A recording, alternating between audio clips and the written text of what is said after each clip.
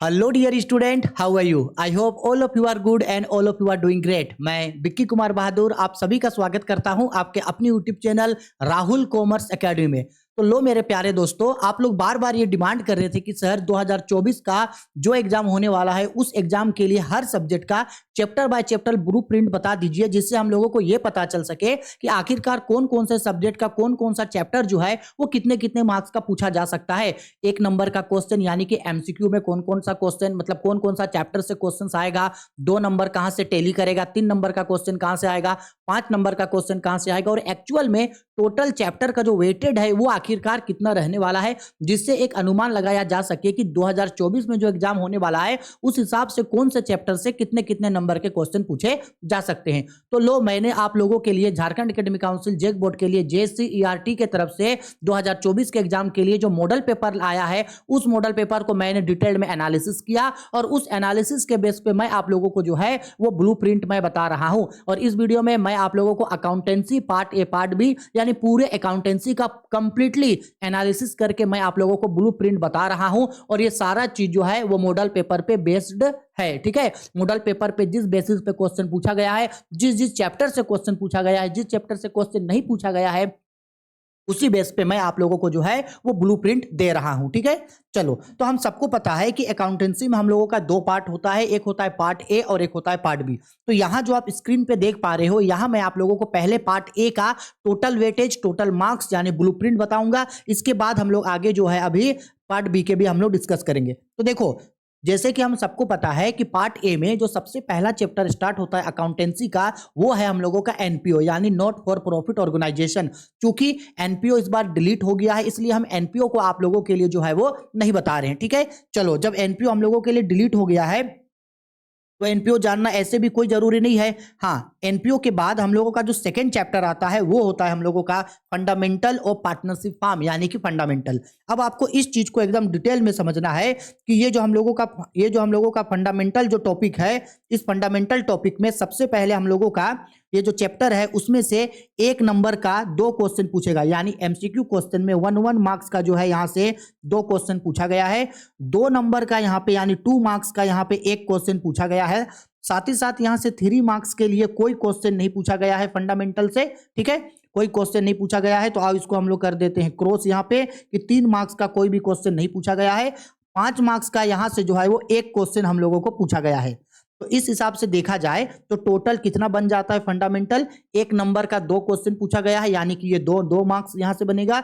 2 marks का 1 question पूछा है यानी 2 दूनी 4, और 5 मार्क्स का 1 क्वेश्चन पूछा है यानी 5 और 4 9। तो टोटल वेटेज जो बनता है यानी टोटल जो बनता है वो 9 मार्क्स का जो है 9 नंबर का क्वेश्चन यानी 9 मार्क्स का जो है वो फंडामेंटल से मॉडल पेपर में क्वेश्चन पूछा गया है। अब आते हैं change in profit sharing ratio. तो change in profit sharing ratio में जो एक एक नंबर का ऑब्जेक्टिव क्वेश्चन होगा उसमें हम लोगों को यहां से जो है वो 3 क्वेश्चन देखने के लिए मिल रहा है, यानी 3 क्वेश्चन पूछा गया है। साथ ही साथ 2 नंबर का भी यहां से जो है वो 2 क्वेश्चन पूछा गया है। 3 नंबर का यहां से कोई भी क्वेश्चन नहीं पूछा गया है। नहीं पूछा गया है तो अब इसको हम लोग कर देते हैं क्रॉस, नहीं पूछा गया है। और साथ ही साथ 5 नंबर का भी यहां से कोई क्वेश्चन नहीं पूछा गया है, यानी 2 नंबर का 2 क्वेश्चन और 1 नंबर का 3 क्वेश्चन है, यानी 2 दूनी 4 और 3 7, टोटल 7 नंबर का क्वेश्चन जो है वो हम लोग का change in profit sharing ratio से पूछा गया है। मैं इस बार के मॉडल पेपर से थोड़ा खासा डिसअपॉइंट हूं गुडविल से, क्योंकि यार देखो गुडविल जो है ना, हमको लगता था गुडविल में कम से कम यार 3 नंबर वाला या 2 नंबर वाला क्वेश्चन तो गुडविल में बनेगा ही बनेगा। हमको समझ में नहीं आता है, पता नहीं क्यों गुडविल में इस बार क्या किया है, सिर्फ एक गो हम लोगों का गुडविल में ऑब्जेक्टिव टाइप क्वेश्चन पूछा है। इसके बाद ना तो गुडविल में 2 मार्क्स का क्वेश्चन पूछा है, ना तो 3 मार्क्स का क्वेश्चन पूछा है, और ना ही 5 मार्क्स का। और हमको लगता है कि गुडविल में से आप लोगों को क्वेश्चन देगा एटलीस्ट, अगर 5 नंबर का नहीं भी देता है तो 2 और 3 नंबर वाला क्वेश्चन तो गुडविल में आपको देगा ही देगा। इसलिए गुडविल का थ्योरी, गुडविल क्या है उसको कैलकुलेट करने का method, average profit method, super profit और कैपिटलाइजेशन मेथड में आप कम से कम एक एक क्वेश्चन को जरूर करके जाओगे। लेकिन चूंकि मॉडल पेपर में नहीं दिया है तो इसलिए हम अभी इसको यहां से कर देते हैं क्रॉस। तो देखा जाए तो गुडविल में 1 नंबर का क्वेश्चन पूछा गया है, और मॉडल एग्जाम में जो है गुडविल से 2 या 3 नंबर का क्वेश्चन जरूर टेली करेगा। अब आते हैं हम लोग रिकॉन्स्टिट्यूशन ऑफ पार्टनरशिप फॉर्म का नेक्स्ट टॉपिक, यानी कि admission of A partner. Admission chapter में क्या हुआ है हम लोगों का ध्यान से समझना। एडमिशन चैप्टर में सबसे ज्यादा आप लोगों का एमसीक्यू एडमिशन चैप्टर से बना है, यानी ऑब्जेक्टिव क्वेश्चन। एडमिशन चैप्टर से जो है वो एक एक नंबर का आपका 6 क्वेश्चन पूछा है। इसके बाद 2-2 नंबर का यहाँ पे एक क्वेश्चन पूछा गया है, 2 नंबर का भी। इसके बाद 3 नंबर का यहाँ से कोई क्वेश्चन नहीं पूछा गया है और 5 नंबर का एक क्वेश्चन पूछा गया है। अब बताओ, 1 नंबर का 6 क्वेश्चन पूछा गया है, 1 नंबर का 6 क्वेश्चन पूछा गया है, यानी कि 6 नंबर यहाँ से। 2 नंबर का एक क्वेश्चन पूछा गया है, यानी 2, 6 और 2 8, और 5 नंबर का एक क्वेश्चन, यानी कि 8 5 13। तो टोटल 13 नंबर का क्वेश्चन जो है वो हम लोग का एडमिशन चैप्टर से इस बार पूछा गया है मॉडल पेपर में। ठीक है, कितना नंबर का क्वेश्चन भाई? 13 नंबर का। अच्छा से इसको लिखते हैं थोड़ा, 13 नंबर का क्वेश्चन हो गया। अब आते हैं रिटायरमेंट पे। तो देखो, रिटायरमेंट जो है उसमें हम लोगों का एक एक नंबर का जो है ऑब्जेक्टिव टाइप का क्वेश्चन जो है वो 2 गो पूछा गया है। 2 नंबर का यहाँ से कोई क्वेश्चन नहीं पूछा गया है। साथ ही साथ हम लोगों का जो 3 नंबर का क्वेश्चन है वो 3 नंबर का यहाँ पे एक क्वेश्चन पूछा गया है, और 5 नंबर का क्वेश्चन जो है, 5 नंबर का क्वेश्चन यहाँ से एक गो भी नहीं पूछा गया है। तो टोटल यहाँ पे देखो 2 और 3 टोटल बन जाता है 5, यानी 5 नंबर का क्वेश्चन हम लोग का एड रिटायरमेंट से बन रहा है।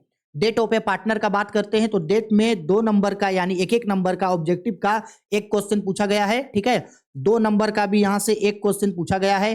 3 नंबर का यहाँ से कोई क्वेश्चन नहीं पूछा गया है, नहीं पूछा गया है कोई क्वेश्चन, यानी क्रॉस कर रहे हैं। और साथ ही साथ 5 नंबर का भी कोई क्वेश्चन नहीं पूछा गया है, यानी टोटल 2 और 2 4 नंबर जो है आपका 2 और 2 2 नंबर का एक गो और 1 नंबर का एक गो, यानी टोटल 3 नंबर जो है आपका पूछा गया है डेट से। अब बात करते हैं डिसोल्यूशन ऑफ पार्टनरशिप फॉर्म।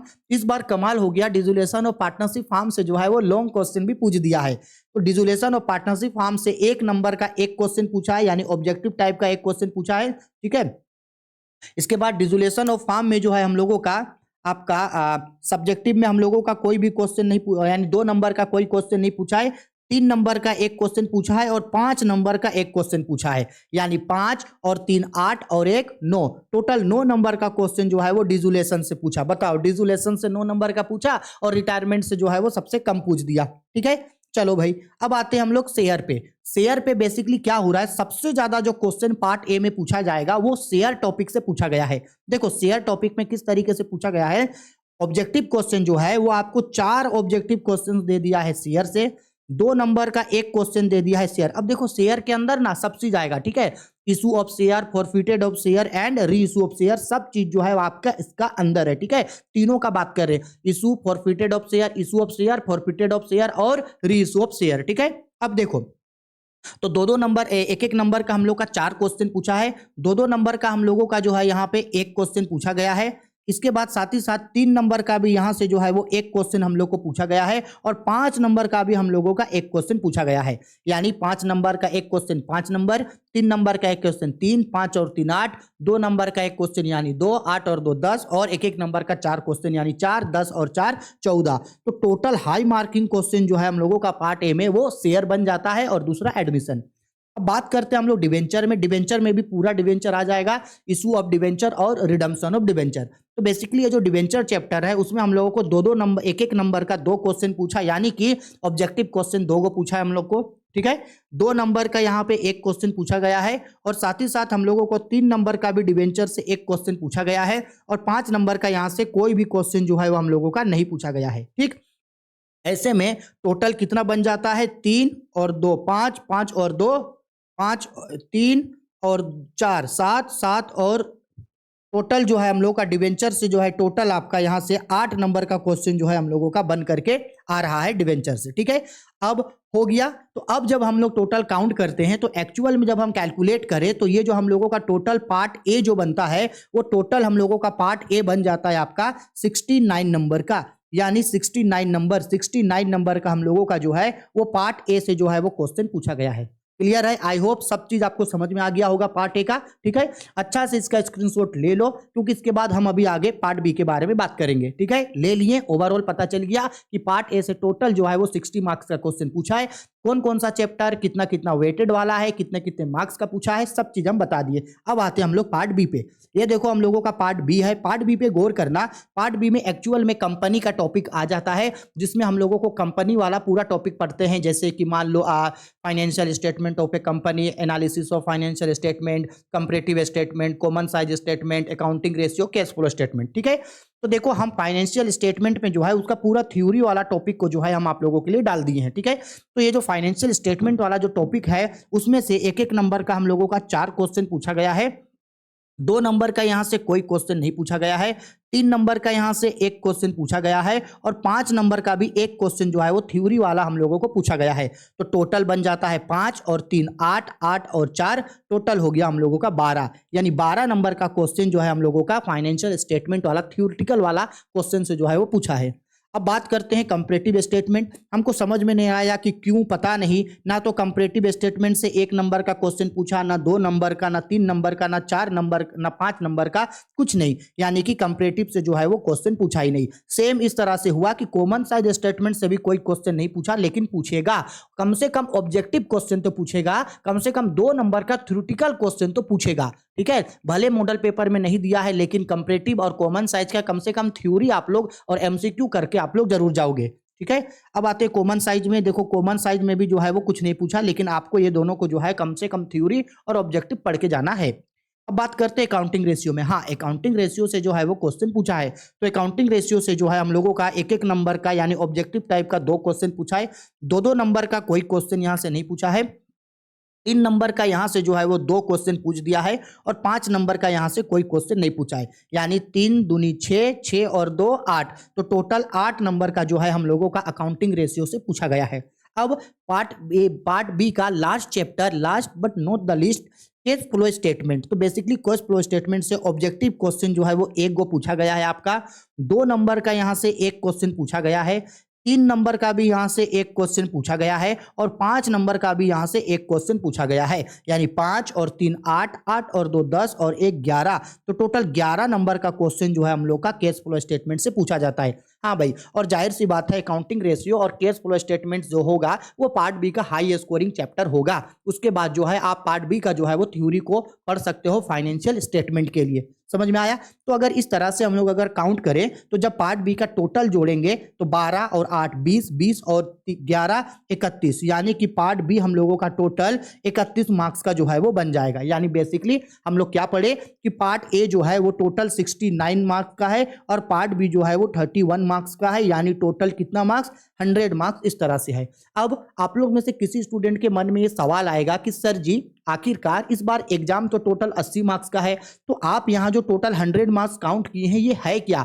जब एग्जाम टोटल 80 मार्क्स का है तो क्वेश्चन 100 मार्क्स का कैसे बना?